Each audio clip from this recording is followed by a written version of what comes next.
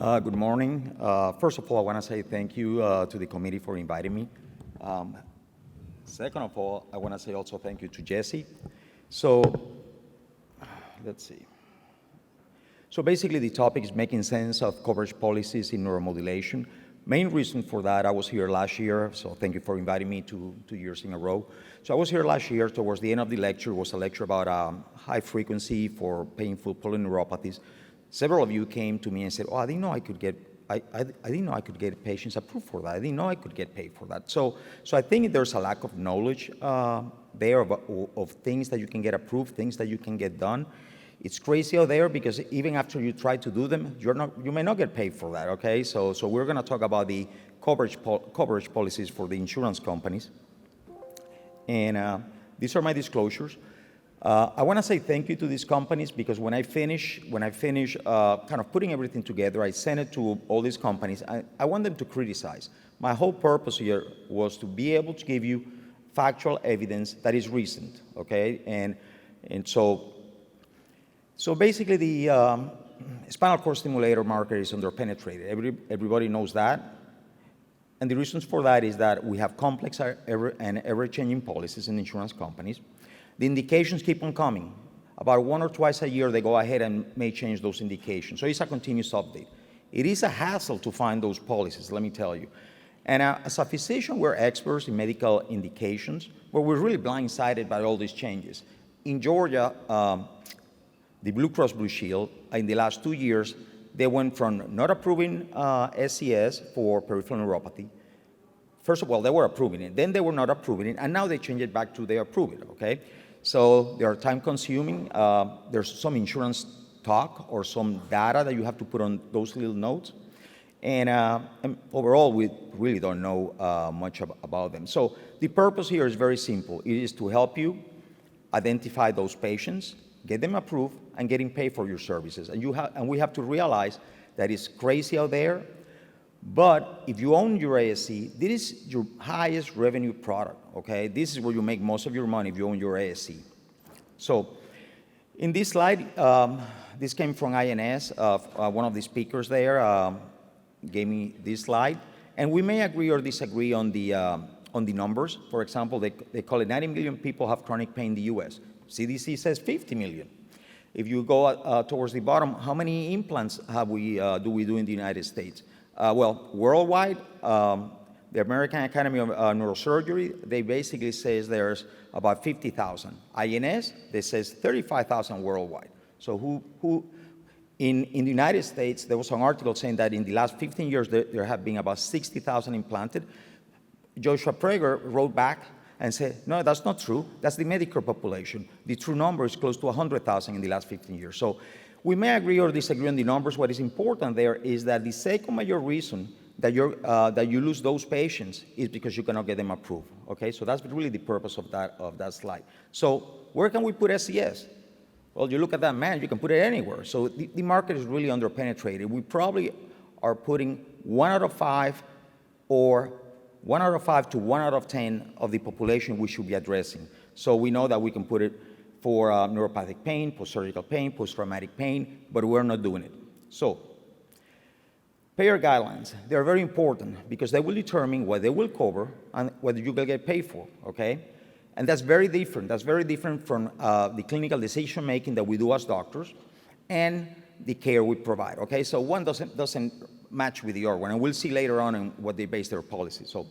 So payers say they utilize evidence-based guidelines to promote effective diagnosis and treatments for their members. But also they say that they want to be sure that we don't hurt those people or we don't do wasteful care, okay? So truly, these guidelines may have some evidence in them. Not much, but as we'll see, but they have some evidence. So for you all to understand, and most of you might know this, an insurance policy is something very simple. It is a contract between a patient and their insurance company. The more you pay, you may get better benefits, okay? The less you pay, you may get less. So a medical benefit is something that your insurance company has agreed to cover. A medical necessity is what you as a doctor has decided that is important for that patient. Very different things. The policies are really based on actuarial calculations. Basically, the insurance premium, they use the statistics, they do the mathematical calculations, they go to their underwriting department, and then basically they charge the patients based on that statistical data. Covered benefits are not clinical practice guidelines, okay? A benefit cover is based just in a contract. Health plans' fiduciary obligation is really not to the enrollees, but to the shareholders. So what is the purpose of these coverage policies? Basically, they want to provide guidance for certain benefits that they may cover. That's it. A particular benefit may differ from a standard benefit, okay? So it depends, by that is a patient particular insurance plan may be very different from the standard plan. And we'll see that in Blue Cross and the local coverage determination and the NCDs, and also that each plan is very specific to that patient. So this disclaimer is in each policy. When you look at them, it says the same thing. All of them has this language. Basically, that coverage is specific, that the benefit plan has an effective date. Applicable laws, state and federal, the plan will refer to that based on the state you are, and any relevant collateral source materials, including coverage policies, is very specific to that patient. And the last one, the number 4, is really says that if you don't agree, you can go to the medical director and try to get it approved. Good luck for that. So note, every time there's a note in red, it's a warning, okay? It's a detail there that might be important. So in the individual local coverage determination for spinal cord stimulators may not be consistent with the national coverage determination. For example, Blue Cross Blue Shield national coverage determination for DRGs, which have been approved for a while, it was very different to your Florida Blues, which, according to one of the companies that makes this equipment, just got approved as of June 15 of this year. So they are very different. So fact or fiction? Coverage policies are not guidelines for treatment, but evidence-based medical coverage policies.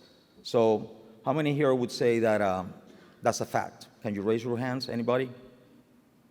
Okay, so the answer is fiction. So why? A service may be effective in relieving the clinical condition of concern, but may come at a cost that is unacceptable to various stakeholders. That ticket, that's like from the Adams family. Raul Julia had this little machine that, as the stock changes, they were the data was coming out. So the more restrictive they are, the more that machine works. Okay, that means the price continues going up. The stakeholders are the individual, the health system, society, but the modeling is based on comparative clinical effectiveness for the same benefit. The cheaper is better. Quality-adjusted life years, and the increment in the cost-effectiveness ratio of the treatment. So this is one study that was in the American Journal of Managed Care 2016. What they did is they went ahead and reviewed the 20 largest payers, okay? And 18 out of 20 had their policies were publicly available. They based their coverage policies on 5 things. One was clinical studies, cost effectiveness, technological assessment, systematic reviews and meta-analysis. 2 out of these 20 did not report reviewing any meta-analysis or systematic reviews, and they're also on budget analysis, and those are the percentage that they base their coverage policies. So the summary here is like, this is easy to see. You go through this every single day in your life. Payers cover interventions differently. They interpret the supporting evidence different. They weight product price, value, and budget different. And despite, again, like I said, despite Blue Cross Blue Shield having the national coverage guidelines, the local BCBS, your Florida Blues, may be completely different, and they're independent to modify their policies. So payers report the use of different evidence, which varies significantly in coverage determination. The patient's voice really is not heard, although there are some consumer organizations trying to improve this. A 2017 study, to me, this one was funny because they took the 5 major insurance private payers in the United States, okay? So they look at, the best one was Aetna, in which 52% of their policies, they use clinical practice guidelines. Worst one was Humana. 2% of their policies were supported by the Cochrane reviews, okay? So the nice thing is when you go to these policies, they have all this data, all these things, which is awesome. I mean, I really learned a lot reading it because it's nice. But 66% of the Cochrane reviews were in the background section, okay?